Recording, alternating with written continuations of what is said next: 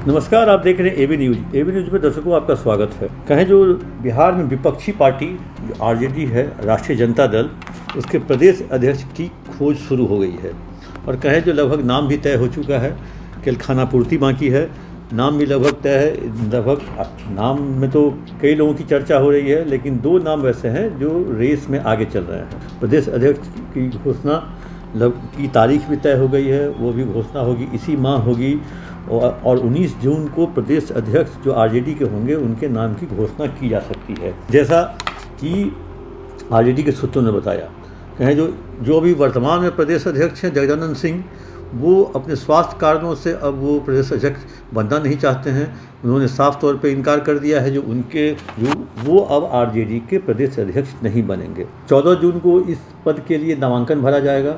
19 जून को राज्य परिषद की बैठक होगी, जिसमें नए अध्यक्ष के नाम का ऐलान किया जाएगा। इसे से कहें जो राज्य परिषद की बैठक में ही निर्णय लिया जाएगा जो इसके इस पार्टी का अगला प्रदेश अध्यक्ष कौन होगा।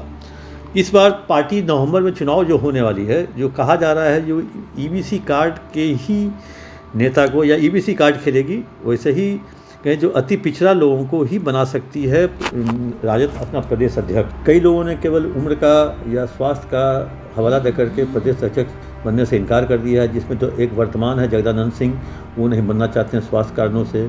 उम्र के कारण अब्दुल बारी सिद्दीकी भी अपने आप को हटा लिए हैं। और कहें जो उसके बाद प्रदेश अध्यक्ष की जो एक तरह से खोज शुरू हुई, और खोज जब शुरू हुई तो सबसे पहले नाम पे मंगीलाल मंडल का नाम आ रहा है, क्योंकि नए अध्यक्ष के लिए जो नाम सब सामने आ रहे हैं उसमें मंगीलाल मंडल ईबीसी कार्ड पर है, क्योंकि ये जो पूर्व राष्ट्रीय उपाध्यक्ष जो नाम की चर्चा चल रही है उसमें मंगनीलाल मंडल का नाम सबसे आगे चल रहा है या वो भी रेस में है, क्योंकि जनवरी में जेडीयू से वो आए थे आरजेडी। और एक तरह से कहें जो अति पछड़ा वर्ग धानुक जाति से आते हैं, और उनका लगभग कहें जो प्रभाव उत्तर बिहार के मधुबनी, झंझारपुर, कहें जो दरभंगा, समस्तीपुर, मुजफ्फरपुर तक माना जाता है। वैसे मुजफ्फरपुर तक नहीं माना जाता है, वो मिथिलांचल के ही क्षेत्र के, वहीं से सांसद रहे, वहीं से विधायक भी रहे। वो झंझारपुर से विधायक भी रह चुके हैं, सांसद भी रह चुके हैं।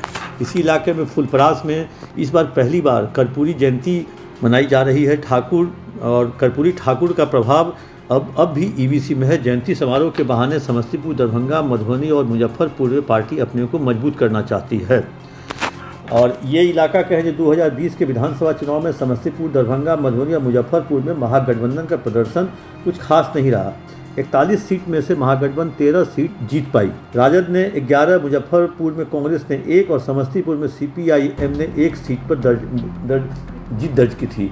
महागठबंधन को इस बार इससे बेहतर प्रदर्शन की उम्मीद भी है, और अगर इस कार्ड को खेलती है, ईबीसी कार्ड को, मंगीलाल मंडल को अगर प्रदेश अध्यक्ष बनाती है, तो हो सकता है मिथिलांचल या कहें जो तिरहुत में कुछ महागठबंधन को फ़ायदा हो सकती है, क्योंकि पार्टी के पास लोकसभा में एक भी सांसद नहीं है, जबकि पहले यह इलाका आरजेडी का गढ़ माना जाता है। दूसरा नाम जो रेस में है, रेस में हम बात कर रहे हैं कुशवाहा कार्ड। ये आलोक मेहता पर खिलाया जा सकता है। आलोक मेहता कहें जो तेजस्वी के टीम के भी हैं, क्योंकि जब तेजस्वी डिप्टी सीएम बने थे तो उन्होंने आलोक मेहता को मंत्री भी बनवाया था। और आलोक मेहता थोड़ा यंग भी है, क्योंकि मंगीलाल मंडल थोड़ा बुजुर्ग नेता है, आलोक मेहता थोड़ा यंग भी है, और आरजेडी के संस्थापक सदस्यों में से एक माने जाते हैं। विधायक भी रहे, मंत्री भी रहे, सांसद भी रह चुके हैं।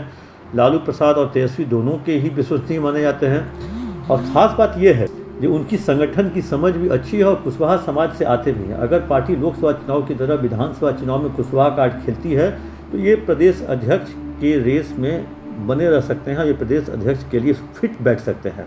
वैसे उनके यहाँ ईडी का रेड भी हुआ था जनवरी 2025 में कोऑपरेटिव बैंक को लेकर के, लोन से जुड़े मामलों को लेकर के, लेकिन अभी कुछ हुआ नहीं, क्योंकि आलोक मेहता पढ़े लिखे हैं। बेंगलुरु से रमैया इंस्टीट्यूट ऑफ टेक्नोलॉजी से इंजीनियर की पढ़ाई करने वाले आलोक मेहता, क्योंकि बिहार सरकार में मंत्री भी रह चुके हैं, सांसद में, बिहार में शिक्षा मंत्री भी और राजस्व भूमि सुधार मंत्री के रूप में भी वो काम कर चुके हैं। कहा जाता है राष्ट्रीय जनता दल के ऊपर जब कभी राजनीतिक संकट के बादल छाते हैं तो आलोक मेहता सबसे आगे खड़े हो जाते हैं। पार्टी के तरफ से वो 7 राज्यों में प्रभारी रह चुके हैं। 2002 से 2003 तक युवा राष्ट्रीय जनता दल के राष्ट्रीय सचिव, 3 से 4 तक राष्ट्रीय सचिव और 5 से लेकर 16 तक युवा राष्ट्रीय जनता दल के राष्ट्रीय अध्यक्ष रहे। तीसरा जो नाम आ रहा है रेस में वो ठीक है, हाजीपुर से चुनाव भी लड़ चुके हैं, कहें तो चिराग पासवान के खिलाफ वो हारे भी, लेकिन वो दलित चेहरा है शिवचंद्र राम, राजद के दलित चेहरा है, रविदास जाति से आते हैं, विधायक और मंत्री भी रह चुके हैं, लालू प्रसाद और तेजस्वी यादव के भरोसेमंद भी हैं, और दलित वोट बैंक को मजबूत करने के लिए इनको आरजेडी पद दे सकती है। वैसे आरजेडी इसी 3 नाम को लेकर के आगे बढ़ रही है। एक दलित है, एक ईबीसी है, एक कुशवाहा है। इस बार क्योंकि अब्दुल बारिश सिद्दीकी ने इस पद को लेने से इनकार कर दिया है, मणिलाल मंडल पहले से ही जो अभी वर्तमान है वो नहीं रहना चाहते हैं, तो इस रेस में हो सकता है, जो जहाँ तक मेरी पास जो सूचना है, इस रेस में 3 नाम में से सबसे आगे नाम चल रहे हैं मणिलाल मंडल ईबीसी के नेता हैं। नॉर्थ बिहार में जहाँ पे महागठबंधन हाशिए पर है, वहाँ पे महागठबंधन को लोकसभा में एक भी सीट नहीं मिली, 2020 के विधानसभा में भी कुछ अच्छा नहीं कर पाई, जबकि चिराग ने काफ़ी मदद भी किया था, लेकिन परोक्ष रूप से अपने उम्मीदवार खड़ा करके जेडीयू के कई लोगों को हरवाया भी था। उसके बावजूद भी अगर महागठबंधन वहाँ सफल नहीं हो सकी, तो इसको लेकर के हो सकता है जो ये ईबीसी का जो कार्ड है ये आरजेडी खेल सकती है, क्योंकि शिवचंद्र राम और आलोक मेहता जो लोकसभा चुनाव में खड़े हुए थे उनकी भी हार हुई। तो वैसे स्थिति में अब ये नया नाम देखते हैं, मणिलाल मंडल पुराना चेहरा है, सांसद रह चुके हैं, विधायक रह चुके हैं, और झंझारपुर और मिथिलांचल के इलाके में उनकी अच्छी, मतलब मधुबनी के इलाके में उनकी पकड़ है, मधुबनी कहें, दरभंगा कहें, समस्तीपुर कहें, और ये पुराने सांसद रहे हैं। तो वैसी स्थिति में अब देखना है आरजेडी किस नाम पर मुहर लगाती है। वैसे जो नाम पर मुहर लग सकती है उसके बारे में दर्शकों मैंने आप लोगों को बता दिया, ये मणिलाल मंडल के नाम पर मुहर लग सकती है, लेकिन अब तो 19 तारीख को ही जब राज्य परिषद की बैठक में प्रदेश अध्यक्ष की घोषणा होगी तो उसी समय पता चलेगा कि आरजेडी का नया प्रदेश अध्यक्ष कौन है। तब तक के लिए दीजिए इजाज़त। आप अपना कमेंट बॉक्स में जाकर जरूर दें।